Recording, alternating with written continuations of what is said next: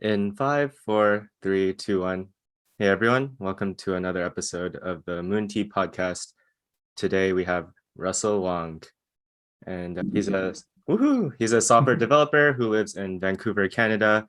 He has a blog, morehousing.ca, and he recently ran for city council. And just as a caveat, Hugh and I are not experts on housing, and we're not experts on local politics, especially in Vancouver. The reason I'm interested personally is because my girlfriend is from there and our plan is to eventually live out there. So I've been more and more interested in the city planning side of Vancouver and came upon Russell's blog, and I just felt you were saying a lot of things that a lot of people were thinking, just the fact that we need a lot more housing. And yeah, I'm sure we'll dive right into all of that, but welcome.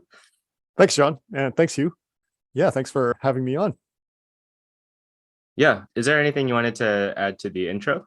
No, honestly, I think that's good. I would say I'm not an expert either. The thing about being a political candidate is you're more of a generalist. You talk to a lot of different people about different things, but yeah, definitely housing is for me the big reason that I ran. My wife and I, we've got 2 kids who are now 18 and 20, and it feels 20 years ago when we were looking for a place, Vancouver was expensive but doable. But since then, it's gotten much more unaffordable. So yeah, to fix that, the basic problem is housing is scarce. We don't have enough. And in that situation, it's only if you've got a lot of money that you can afford to buy in Vancouver. Yeah, let's get started. I'm curious how you went from like concerned citizen to running under Mayor Kennedy's like new party. Like, how does one go from that to there right away? It was a gradual process. I'm interested in economics and I spend a fair amount of time online. I like to argue with people about different things, respectfully, of course. And so you run into people talking about housing, I guess I would actually say in the US context. So people like Matthew Iglesias, for example, I think of as someone who talks a lot about housing policy, or Nolan Gray. And they talk about how in a lot of US and also Canadian cities, land use is extremely restrictive. So this is certainly true in Vancouver, that almost everywhere it's illegal to build an apartment building. If you want to build an apartment building, you actually have to go to City Hall, you have to negotiate with them, and you actually have to get the law changed. So this is called rezoning, to allow for an apartment building to be built in a place that otherwise only allows single family houses or duplexes or whatever. And that means it's a very slow and difficult and kind of political process, because anytime you change the law, you have a public hearing where anyone who feels they may be affected can speak to council. And so in the past, that has often been people who are most fearful of new housing and its impacts. In more recent years, as the housing shortage has become worse and worse, there's been people who are trying to counterbalance that. So often younger people, often renters, who do take the time to speak to council. And I guess I've gotten involved with this community. There's a group in Vancouver called Abundant Housing Vancouver. There's similar groups that you'll find in most cities where this is an issue. So for example, in Toronto, the corresponding group is called More Neighbors Toronto. And yeah, I guess I would say that being part of a community and doing this makes for a different experience than just doing it on your own. If you go up and speak to council and then you go home, it's did they listen? Did it make any impact? Versus doing it as part of a group. So I guess, yeah, after I started speaking to council after joining this community, and at some point Kennedy Stewart was recruiting people to run with him in this election that just happened. So yeah, I said yes. Cool. Hugh, for context, Kennedy Stewart Party Forward Together ended up not winning, like he did not win re-election. And then there was another party called ABC, A Better Vancouver, and the guy running for mayor, Ken Sim, won. So he also ran 4 years ago, and it was a really close race. And then this time around, he won by a bigger margin. And then all of his city councilors, his park board members just won, I think, all their seats. Correct. So Yeah, it was a sweep. I guess I would describe the race in the end as between Kennedy Stewart and Ken Sim, with a third mayoral candidate, Colleen Hardwick, as the wild card. So the interesting thing about Colleen Hardwick's mayoral bid is that she was arguing the other side. So she was appealing to people who fear new housing. I guess to step back a bit, the basic dynamic here, the reason we are in this kind of situation, I think of it as we desperately need more housing. If you think of housing like a ladder, with the more expensive housing near the top and housing gradually getting less expensive, but also worse as you approach the bottom, we always have people coming to Vancouver because the jobs are here. So we're adding jobs faster than we're adding housing because it is slow and difficult. And as a result, whenever somebody moves here, say they work in tech and they have a pretty good income, so they can find a place. It's going to be more expensive and worse than in other cities, but they can find a place.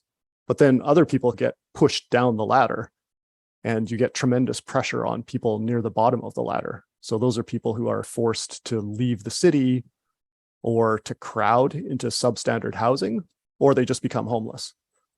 So that's a huge problem. So Colleen Hardwick, her explicit argument was that we don't actually have a housing shortage.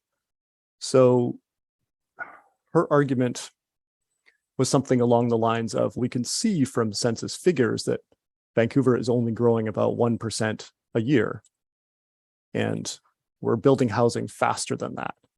So why is it that it's impossible that we have a housing shortage? And to me, this argument makes no sense. You can look at vacancy rates and see that they're about 1%. A healthy vacancy rate would be about 3%. You can look at what's been happening to rents.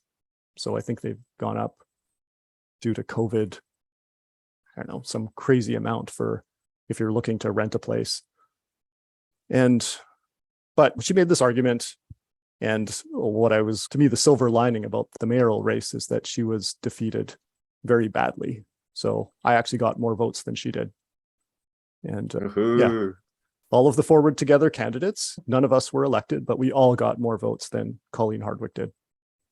So I'm hoping that the new government, A Better City, Ken Sim, will be able to look at that and say, okay, it looks like the people who are most fearful of new housing, that they're not a significant political constituency.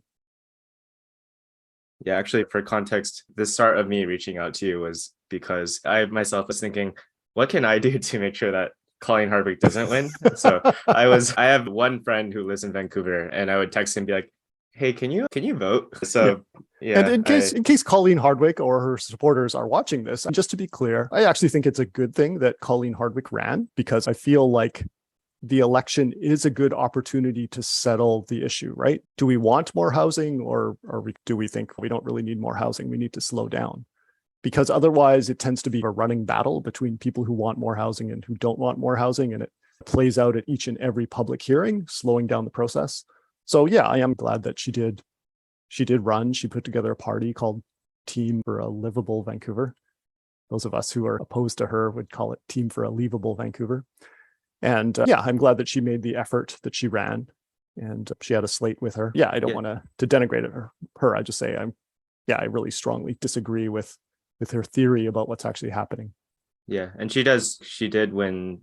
I think it was like 10%. Like, she did win meaningful amount of votes, so it represents some portion of Vancouver. And right. Yeah, I was wondering if we're familiar with the common arguments of the kind of people that vote for someone like Colleen Hardwick, which is that when we build houses, we ruin neighborhood character, which is that, number two, there's not enough information about housing scarcity. I don't fully understand that one. And then a third is something about a fear of developers making too much money, and about people who don't live in Vancouver just like buying up real estate. Yeah, would you mind just taking any of that and addressing the crux behind those arguments? I know there's a lot, but yeah. Sure. To me, the really underlying factor here is really fear of the unknown. I've watched a number of public hearings. So for example, one that comes to mind is there's this new Broadway subway that's extending along Broadway corridor, so quite built up. There's a lot of shops and a lot of people. It's close to downtown. There's a number of new rapid transit SkyTrain stations going in. And part of the funding agreement with the provincial government and with the national government is that the city of Vancouver would allow more housing to be built near these new SkyTrain stations. So there was a particular all rental building, 39 stories, that would be built right on top of one of the new SkyTrain stations. So there was a public hearing for the rezoning to change the law to allow this particular apartment building to be built. And the thing about rental housing compared to, I guess I'm not sure if the terminology is well known. I guess here we call it condos or strata ownership, where the apartment is individually owned. The thing about an all rental building versus a condo building is that with condos, you can either be rich enough to buy it, or if you don't have a giant down payment or you can't take on the risk of owning, you can rent it, but then you don't have any security, because the owner of the condo can always say, I need the condo back for my own use or for the use of someone else in my family. And then you like have 2 months to find a different place. Whereas if you're renting in an all rental building, a purpose-built rental, you have secure housing. It might be owned by a pension fund or something like that. They're not going to say, oh, we need this for I need your particular apartment back for my personal use. So what struck me about watching the public hearings is the people who are opposed would often get emotional. Like they live in the neighborhood and they really fear what this building could do to them because it hasn't been built yet. There's a wide range of possible outcomes. It could be fine. It could be terrible. They don't know. And particularly if you're older, the prospect of having to move, to leave the community where you are, the neighborhood where you are, and try to find another place is terrifying. Totally get that. Let's see what the arguments you mentioned were. I guess I think of these arguments that Colleen Hardwick's side has put forward as being they're downstream from this underlying fear. So the most recent one I think you said was that if we build new housing, it'll all just get bought up by foreign investors. I'm not saying that I hold this Yeah. I'm just trying to I've heard figure it a out. lot. Yes. So in fact, the province, British Columbia, and the city, before the province started pushing more for more housing, the first thing they did back when around 2014, 2015, there was a surge in home prices. And this caused a lot of consternation. It became a politically hot topic. And in direct response to that, there were a number of demand side measures put in to try to say, okay, if it's a foreign investment, and we know there is foreign investment going on, let's cool that down. So there was a foreign buyer surtax that was brought in, an empty homes tax at the provincial level, an empty homes tax at the city level. There were 2 public inquiries launched into money laundering. There was a progressive schools tax, and there's something called a land ownership and transparency registry that was introduced, basically to avoid the problem of, I don't know, somebody buying homes through a shell company where you don't actually know who owns them. So there are a bunch of measures put in place to try to make sure that, I guess the canonical example would be you build a bunch of condo apartments, somebody overseas buys them, you don't know who they are, and then they just hold it empty because they're speculating that in the future housing will be even more scarce. The price will go up further. And so they don't really need to rent it out to anybody. It's just empty. So because of the vacancy taxes, the federal CMHC, Canada Mortgage and Housing Corporation, which is an agency which looks at the housing market, they estimated that in a single year in 2019, about 9,000 apartments, which had previously been empty, were added to the long-term rental market. That's great. The taxes did what they were supposed to do, but that's a one-time jump, right? You're not going to get another 9,000 empty apartments to be filled again the following year. So yeah, I guess I would say maybe that would be a factor, but there's already been a bunch of measures put in place to counteract that. And I would also add that none of that applies to a rental building. Like this 39-story rental building, it's not condos. It can't be bought up. The apartments are not going to be bought up by foreign investors. But it aroused just as much opposition as a condo building would. What was the second? So working backwards, what was the second point you raised? about the need for housing, was it? Was it? Let me assume it was about the need for housing. Okay, how come we're building housing faster than the population is growing? Like, why does that make any sense? And the answer is there's actually a lot of crowding right now. So a historical example is the West End when it was turned from single family houses into what it is today, high rises. There was some really massive increase in the amount of homes in the West End. I don't actually recall the exact figures, but it was something like 80% more homes in the West End after it was redeveloped to high rises than before. But the population only increased by 30%. So what happened was there was a lot of crowding before. You had a lot of people sharing one apartment because they didn't really have any choice. The amount of homes and the population are not necessarily directly related. Another example is that Alvin Singh, another guy who ran for council with Forward Together, likes to cite is he grew up here, his parents bought a place, he and his sister, they lived at home, and then eventually they moved out on their own. So there's no change to population, but now you have 3 homes instead of 1. Basically, the housing that people need is going to probably increase as they get older, even if the population doesn't change at all. So you go from being a kid living at home to at some point a young adult who moves out on their own. Probably at some point in the future, like you have kids, and then you might need to go from an apartment to a larger space, like maybe a townhome or a suburban house. So just even if the population's not changing, just as people age, they will probably need more space. In theory, once your kids leave home, you may downsize, but in practice, a lot of people, if they're comfortable where they are, they may want to stay where they are. And one more example of that phenomenon is that as people become wealthier, they may also want more space. Might be renting out part of your home and then decide, now I don't really need a mortgage helper. We can just have that space back to ourselves. And one final factor I would point out is COVID. So probably people watching this have noticed that the housing crunch has gotten much worse over the last couple of years, wherever you are. And the reason for that, which Matthew Iglesias has pointed out, is that suddenly you had a lot of people working from home. And previously they would go to the office, work at the office and then come back home. But now they're spending all day at home. And so a lot of people would think, okay, I actually need more space. So again, if someone was renting out part of their space, they might say, I need that space back. Or they might say, okay, I need to actually move to a bigger place. And so you can think if on average, say people need 10% more space, and because you can't build housing overnight, suddenly you have 10% less homes available.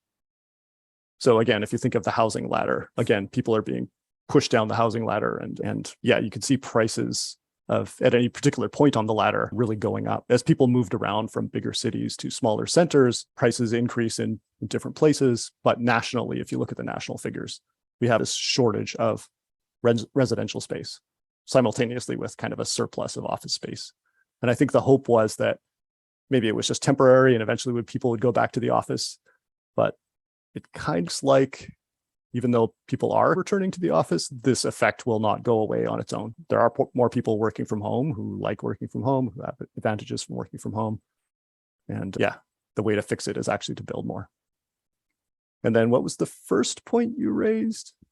Oh, I don't remember, but I have a follow-up question. Oh, sure. Yeah, go ahead. So I wanted to know if you had any like out there ideas about ways to increase housing, about just I don't know how to pronounce it. Senac. Yes. Senac. Yes. So Hugh, for context, there's some area that's owned by the Indigenous people of Vancouver, and they're recently teamed up with a big developer, and they're creating like this giant like series of houses that I think it'll be like 6,000 units, and there's it's 1 out of 10 units. 1 out of every 10 units has a parking space, and yeah, it's like very and the only reason they are able to do this is because they own their own land, and so they didn't have to abide by the traditional process of going to the city and then going back and forth. Like apparently, I think that can take years. And when I saw that, I thought, wow, this is super cool, great location.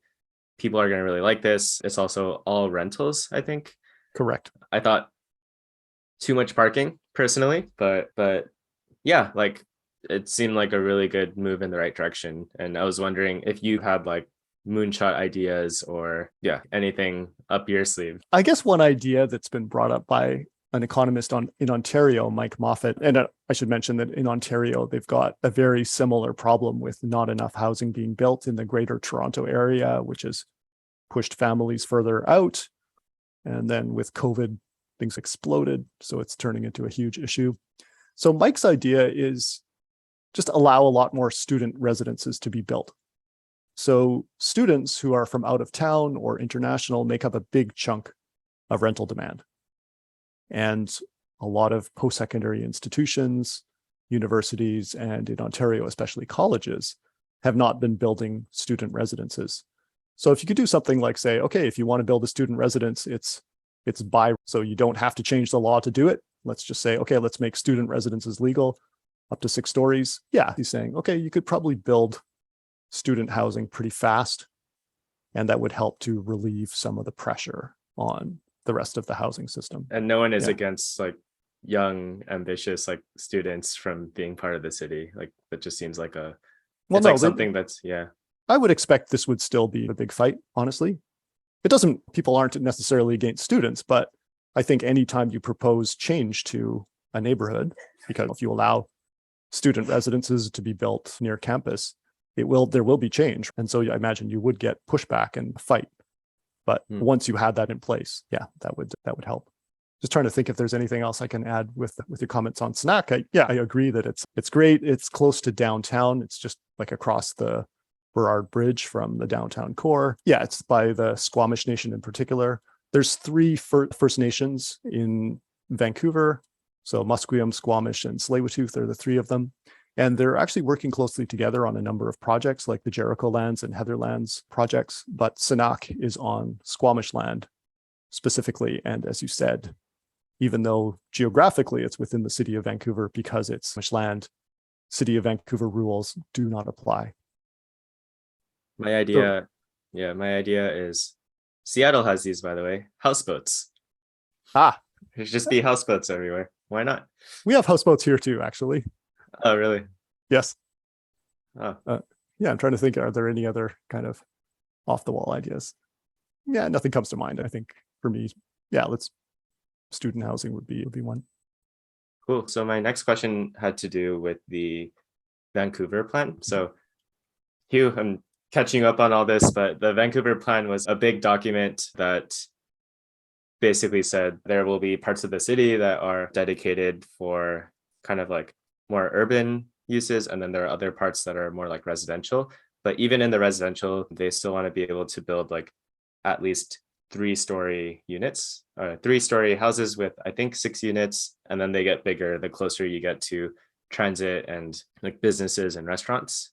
And so my question, and feel free to add on what I have missed out on, but then I was wondering like why, like it was passed, but then there weren't actually any zoning changes. And so it was cool that it got passed, but then it wasn't clear to me if there was immediate impact from it. So I thought you described it pretty well. I guess I think of it as the next level up.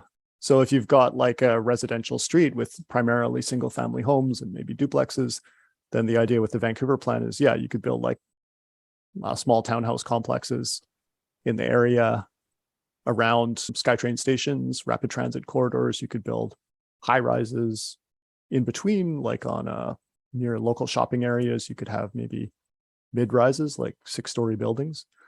In terms of what the actual impact is, I think the basic idea is that when zoning comes forward, if it's consistent with the Vancouver plan, then city staff, the ones who actually do the negotiation and report back to council for a final decision or ratification, they can point to the Vancouver plan and say, look, city council did pass this.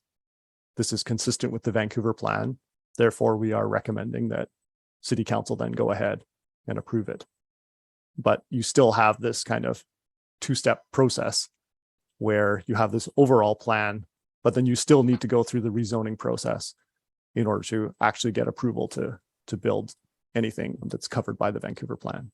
So the idea is it'll help, You don't have to start from scratch and justify the existence of this particular building in this particular place. You can just point to the overarching decision, but you do still need to get council to say yes to your particular building, again, in the face of likely neighborhood opposition.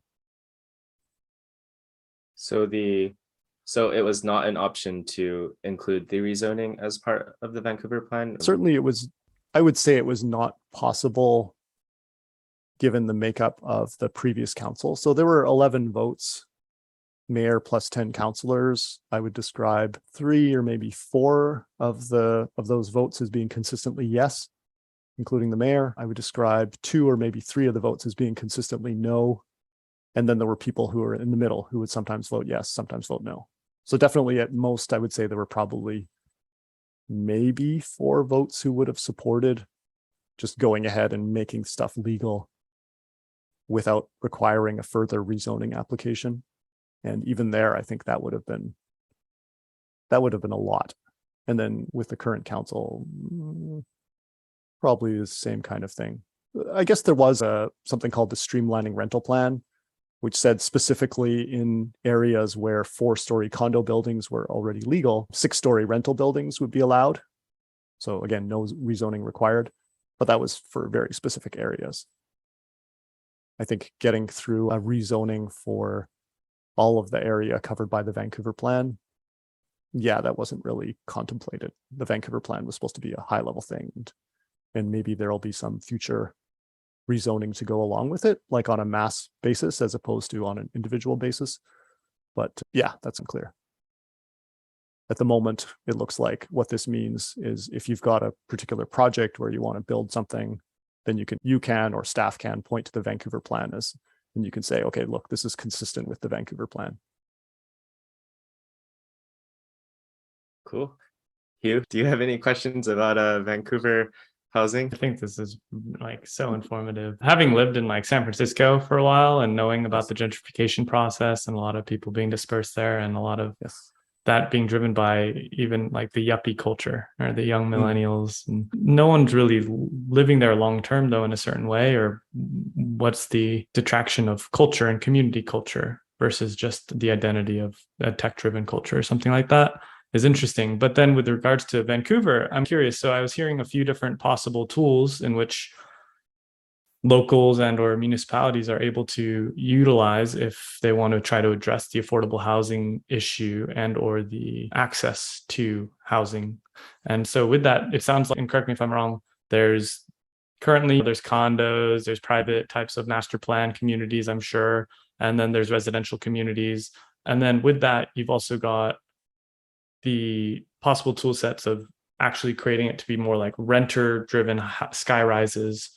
That is one tool. Houseboats is another tool. Student efficiency for putting people in the same area. So you're like creating efficiency in the housing type of template of a community. Are there any other types of possible tried and true ways that we know of that people should learn about, especially myself? Sure. Let's see. So you mentioned gentrification and displacement.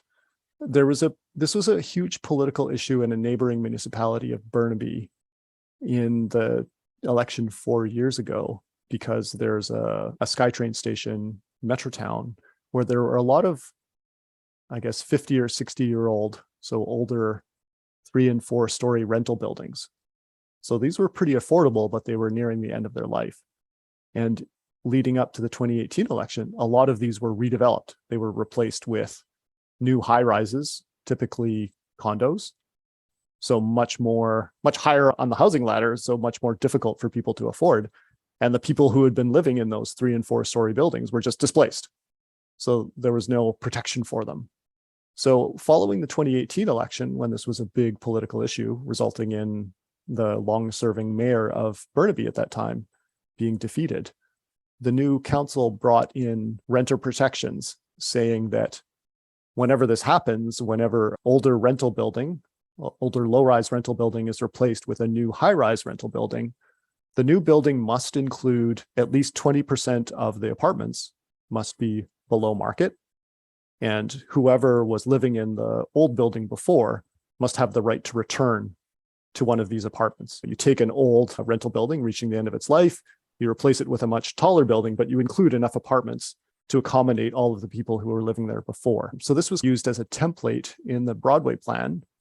And so there's a similar protection for renters saying that, yeah, if you are displaced from a low-rise building because it's going to be replaced by a high-rise, you have the right to return.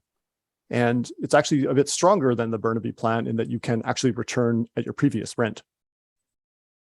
So yes, displacement is definitely an issue that has come up in Greater Vancouver and that current plans for redevelopment address.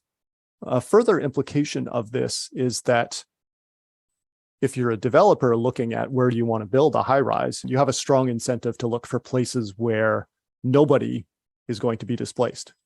So if you have a site which is like a parking lot or an old restaurant or an office building where there are no renters, it's going to be easier and cheaper to build a new high rise than a site where there is an existing low rise building with renters. So that's part of the Broadway plan, is to build new buildings where there's no displacement first. And then only as the low rise buildings are so old that they can't really be operated anymore, they lose their value, that's when you would replace them. But because you've added more new housing to the area already, you probably have some place to put the renters temporarily while the new building's going up, and then they can return at their previous rent. The general principle here is, I guess I would say, cross-subsidization between the 20% of the apartments in a building and the 80% that are at market rates. So basically, the 80% of the apartments are used to cross-subsidize the 20% at below market rates. And there's a program that was in place for a while, basically saying that if a developer wanted to build a rental building and they committed to including 20% below market apartments, that they would actually be able to build a taller building. So then the overall value of the building would be greater, allowing for this kind of cross-subsidization. I think the general term for this is inclusionary zoning, saying that when you build a new building, it should really include a number of below market apartments. That does have a cost. So I always think of the economics of building a rental building as the stream of future rents being paid by future renters are what's paying for the construction of the building. And so if you said, okay, we want 50% of the units to be below market, and we want it to be really deeply affordable, then all of that is reducing the value of the future rents. And at some point, it no longer makes economic sense to do that.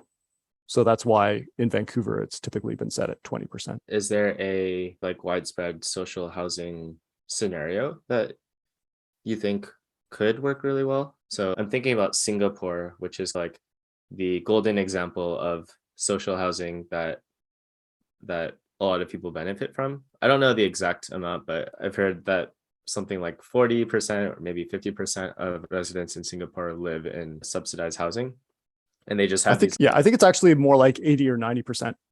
Oh, wow. Yeah, I'm not sure if I describe it as subsidized. I describe it as publicly built. So back in the 60s, Singapore, which was newly independent, had this massive housing shortage. And so the government, the People's Action Party, which is still the government, at that time had a socialist orientation, and they set up this HDB, Housing Development Board, to build this massive amount. There we go, 80%. They build this massive amount of high-rise towers. Eventually, they became more market-oriented, and basically people could own the apartments instead of just renting them. But yeah, it's a giant amount of the housing in Singapore was actually publicly built. Yeah. So the tricky thing about subsidized or below market housing is that just by definition, there's always going to be a shortage of them. If you have anything that is cheaper than the market rate, then more people are going to want to live there.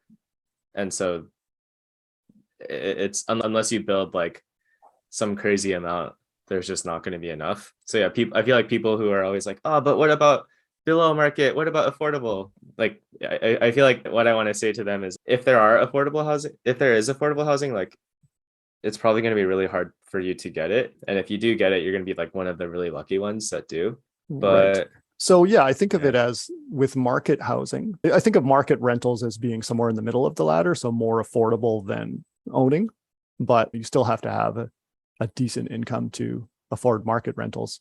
I think of with a market housing as, you can think of it as you've got market rents which match vacancies which with people looking for a place. So if you've got like 100 vacancies, roughly equivalent at a particular location, and you're trying to find a place there, then you're competing with the 100 highest income people who also happen to be looking for a place. So if there's only 50 of them, it becomes harder because the 50th person on the list is probably going to be able to afford more than the 100th person. If there were like 500 vacancies, then it would be easier because the 500th person, the marginal renter, the last person who gets a place is going to have less income. It's going to be easier to compete with them. With non-market housing, with subsidized housing, it's usually done either through a waiting list or I guess in some places, maybe through a lottery. And yeah, there's a number of below market places, but to get in, you have to put your name on a waiting list and then wait until your name comes up. Another option is if you have enough vacancies in the market is to provide a per renter subsidy as opposed to attaching the subsidy to the apartment. So in the US, I think this is Section 8. Yeah, that if your income is below a certain level, you can apply for a subsidy. I think that works best in a city where you actually do have a lot of vacancies. If you don't have many vacancies, what would presumably happen is that just having this subsidy would result in rents just rising. Yeah, that makes sense. And hopefully in a decade, there can be a Vancouver with like millions of homes and not necessarily like giant condos, but then just a lot of like mixed use residential density. I was in Montreal a few weeks ago, which is like the most European city in North America. And it was just like, it was so beautiful. Like access to transit is good and they have really great bike lanes. And yeah, I'm like, it's sad that kind of city is like so rare in North America. Vancouver has elements of it, but yeah. Montreal is interesting because it's considerably larger than Vancouver, but has definitely allowed denser housing on the kind of street where in Vancouver you would have single family homes, lots of trees. That's pretty nice. But if you go to Montreal and you look at the corresponding streets, they feel the same, but instead you have 2 or 3 story apartment buildings. So yeah, in a lot of ways, Montreal is interesting as an example of, a city that's done a better job with housing affordability. I guess, and sorry, you mentioned maybe 10 years from now. Yeah, you might have seen this post I did that CMHC released a report trying to figure out, okay, how much housing do we need between now and 2030 to bring affordability back to the level of, say, 2003, roughly 20 years ago? And the answer is BC and Ontario need to more than double the rate at which we're building housing. So yeah, if we lift up the brake pedal and try to build housing as fast as possible, and if we are able to reach that rate of home building, it's a 10-year project. But yeah, let me turn it around and ask what housing is like in New York City. What's your experience how would you describe it? Oh, I got my apartment before the end of COVID. And so I moved in at a discount to what it was like a few years before. And then when it came time to renewing, it was considerably more. I was not lucky enough to live in a rent subsidized place. And then that was it. That was a part of my decision in us moving to the West Coast. Okay. I don't live in New York City anymore. Luckily, Hugh visited for the last month that I was there because he was not visiting for the longest time. But yeah, it's definitely an issue out there. Hugh and I also lived in San Francisco, like right after college, when we were in a much lower tax bracket, and we lived the struggle. I like lived in a closet in Berkeley, and like literally a closet. I can confirm this. I saw it with my own eyes. Okay. You'd have to go through our friend's room to get to his room, which is a closet. Okay. Standard size closet or like a large closet? It was big enough to fit a twin bed. Okay. Yeah.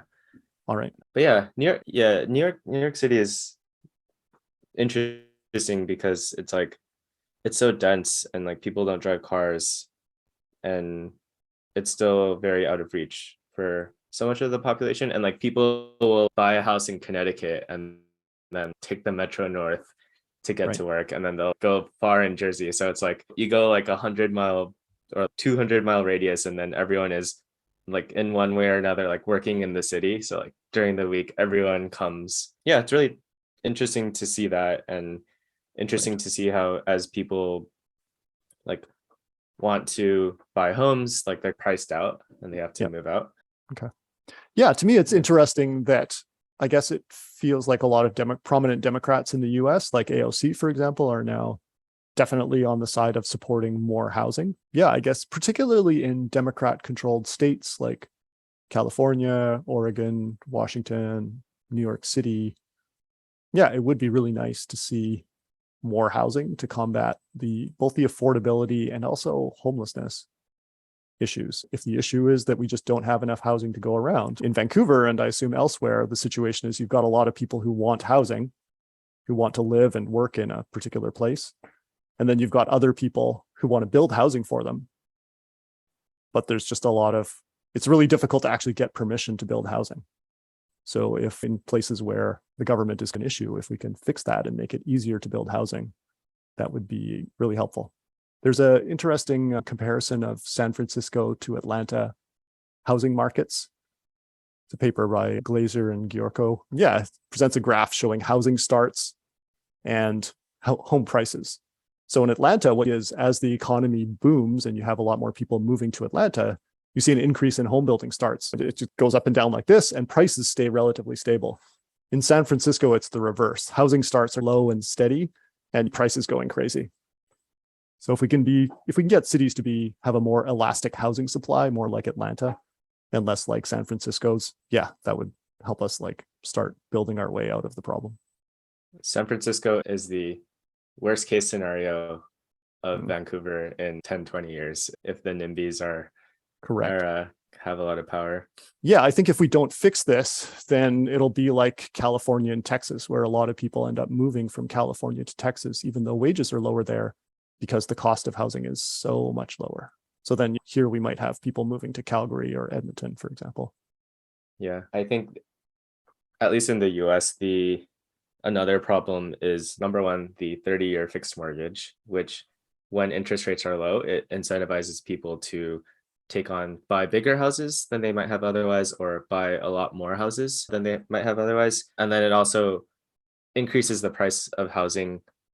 Oh, and the second thing would be the tax deduction that you can write off your interest from your mortgage.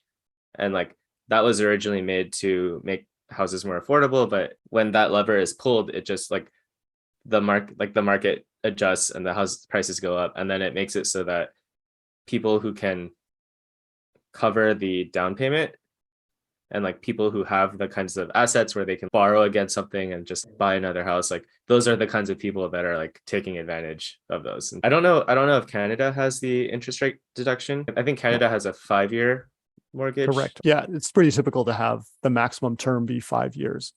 I would say that the US housing bubble in around, I guess, leading up to about 2006, 2007, and then the financial crash that resulted after that, that had a pretty big effect on Canadians' thinking, especially at the government level.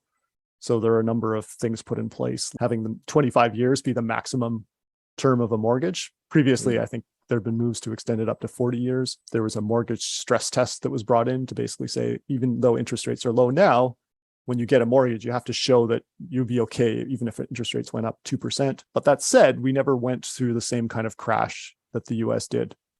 And definitely pre-COVID, there were a lot of fears that people were assuming real estate would always be a good investment, no matter how high the prices went.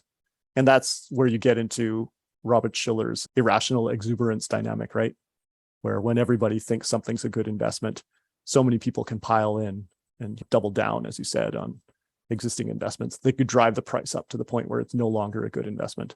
So now with inflation being high, which we haven't seen since the 70s, the central bank is now raising interest rates pretty rapidly in order to bring inflation back down to 2% to cool down the economy. And we're seeing home sales stall first because home prices are sticky downwards, but then home prices have also been coming down. So yeah, people who overextend themselves may be exiting the market now. But Cool. yeah, we are coming up to an Yeah. hour and we could probably keep talking about this for a long time, but that might be a good place to stop. Cool. Yeah, I'm curious. I know you wrote a blog post about trying to help Ken Sim and the rest of the people who are elected see the value of building housing and unblocking that. But do you have any idea of like next steps other than the day job? I feel like the value of democracy, or one of the key advantages of democracy, is the ability to transfer power without having to go through a civil war or revolution. So a key part of that is for the loser to accept that they lost and to congratulate the winner. And yeah, I really do hope that now that the Ken Sim and ABC, A Better City, have a clear majority on council, it should be easier to get things done. So the last 4 years, we've had a divided council with no stable majority. And the last time Vancouver went through that was actually the mid-'80s. So that was a long time ago. And it has been pretty difficult to get stuff done. So yeah, I really do hope that Ken Sim and ABC are able to make progress on the key issues. I guess I would say housing is the most important issue for a lot of people in this election. Public safety is like close behind that. So yeah, in terms of myself personally, I'm happy to go back to my day job of software development, nothing to do with real estate at all, developing test equipment for computer networks.